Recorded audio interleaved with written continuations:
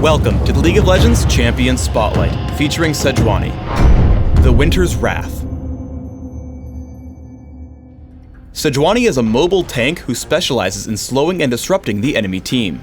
Through a variety of crowd control effects and constant damage, Sejuani makes her opponents choose between getting worn down or spending tons of effort just to push her away. Sejuani's passive is Frost. All of Sejuani's basic attacks apply Frost, which slows her target's movement speed for a short time. Arctic Assault causes Sejuani to dash in target direction, damaging and additionally applying Frost to all enemies she hits. If Sejuani hits a champion with Arctic Assault, she immediately stops the dash. I take rank 1 of Arctic Assault at level 2, maxing it out by level 13. Northern Winds damages all enemies around Sejuani every second for a few seconds. Enemies afflicted with Frost take even more damage. I take Northern Winds at level 1 when jungling and max it last. Permafrost converts the frost on nearby enemies to permafrost, dealing damage and increasing the slow. Targets suffering from permafrost still count as frosted and take bonus damage from Northern Winds. I take permafrost at level 3 and max it by level 9. Glacial Prison sends out a skill shot nuke that explodes at maximum range, or on the first enemy champion it hits. All enemies in the explosion are damaged, stunned, and given the frost debuff. A champion who is struck directly receives an even longer stun. On Summoner's Rift, Jungle Sejuani can best be described as a ganking jungler. You should try to gank more than you would on your average jungler. I head to the top lane behind Malzahar. I only activate Northern Winds, saving my other spells. After he flashes, Permafrost locks him up for Arctic Assault, picking up First Blood. Let's talk about counter jungling. When fighting against junglers, your opponent's Ancient Golem will typically respawn a little after 7 minutes into the game, so I check to see if I can steal it. I ward the river below to watch for incoming ganks, and I scroll over to see Amumu hasn't picked up that buff. I keep an eye on the minimap, noticing that Amumu is still fighting at the bottom. Malzahar is still at top, but everyone else is missing. Remember that stealing a buff has no use if they just kill you and take it back, so make sure you have the ability to escape with your life when attempting counter jungling. As soon as the golem falls, I immediately run down, which is exactly when Victor and Amumu come in to gank me. Arctic Assault and Flash barely create enough distance for me to escape with their buffs in hand.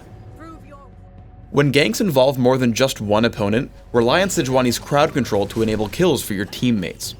As I gank the bottom lane, I lead with Arctic Assault, using Permafrost to ruin Caitlyn's chances for escape.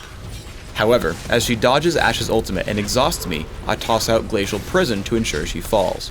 After, I turn to Dr. Mundo. Permafrost drops his movement speed, and once I'm sure my teammates can get the kill, Arctic Assault gets me out of turret range, picking up 2 kills with no losses. Sejuani's aptitude for consistent crowd control is unmatched. With only Ashe to help, I run in on 3 enemies. My first target is Malzahar, so by having Dr. Mundo and Amumu run at me, I can sneak by with Arctic Assault. Between Permafrost and Northern Winds, Malzahar quickly dies. I want to head in to help Ashe, so I kite Dr. Mundo until I can Arctic Assault over the wall. Seeing Amumu running, Glacial Prison scares him into flashing a little bit too early and failing his escape. Though he has a lead on us, Arctic Assault catches up to Dr. Mundo. The combination of Frozen Mallet and Permafrost completely shut down his ability to chase down Ashe, giving us our 3rd kill of the fight. Always try to disrupt and kill the frail backline champions. As a team fight starts, I have the perfect opportunity to jump Malzahar and Victor. Opening up with all my basic abilities threatens Malzahar enough to target me with his ultimate. Now out of crowd control, Shaco is set up for an easy kill. As we now have a numbers advantage, I lock up the rest of their team with Glacial Prison, allowing us to pounce onto Victor as well. Dr. Mundo now has to make his escape, but I pump out way too much slow for him to make it out. Seeing more enemies, I continue the charge, but have to run from Caitlyn as I'm low on health. However, I take a heal from Nidalee, so I head back in. Flash into Arctic Assault allows me to catch these 2 running enemies, giving us all 5 kills for only 1 death in the fight. On Dominion, Sejuani is basically a big bully. Pushing in on Lee Sin, he doesn't have any way to continue fighting my teammate. I guess on LeBlanc's position and just barely miss her in the Fog of War with Glacial Prison. I choose to push out and chase her down, although Rammus probably could have caught her by himself. However, we're able to quickly turn back onto Lee Sin, killing him before he's able to really move anywhere thanks to our combined crowd control effects and damage. Her durability also lets Sejuani charge into some fights before her team arrives. I head in on LeBlanc and Riven, stopping their captures of the refinery. I hunt down Riven, keeping her from escaping despite the champion's remarkable mobility. My slows enable the kill for Kassadin, and we regroup to take back the refinery. For runes, I take flat armor marks, flat armor seals, magic resist per level glyphs, and gold generation quintessences. This build is aimed at clearing the jungle with safety while setting up for late game durability and wealth. For jungling masteries, take 0, 17, 13, focusing on a few key stats. For jungle power, take the masteries that reduce and return damage to minions in defense, plus runic affinity in utility. To fulfill your role as a tank, grab armor, health, movement speed, and bonus gold wherever possible. Grab Smite and Flash for summoner spells, mastering both.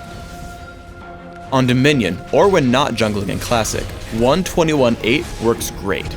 Swap minion-specific masteries in defense for further damage reduction, and swap your summoners for exhaust and heal, mastering both. In Classic, open with cloth armor and 5 health potions, quickly buying boots of speed so you can roam around and gank. Grab extra income through Philosopher's Stone and Heart of Gold, then transition into building more durability. Take Ninja Tabby or Mercury Treads depending on your opponents, and build Aegis of the Legion. From here, make some decisions in your build. Shirelia's Reverie grants extra mobility and team utility. Frozen Mallet will lock up individual targets. Force of Nature is excellent against magic damage, and Randuin's Omen is great against physical. In Dominion, all the same items are quite useful. Open with a Philosopher's Stone and Boots of Speed, and look for the same items as before. Take defensive boots to counter your opponents. Build as much durability as you'll need through items like Randuin's Omen and Odin's Veil, but try to build additional disruption, damage, and utility through Frozen Mallet, Sunfire Cape, and Shirelia's Reverie.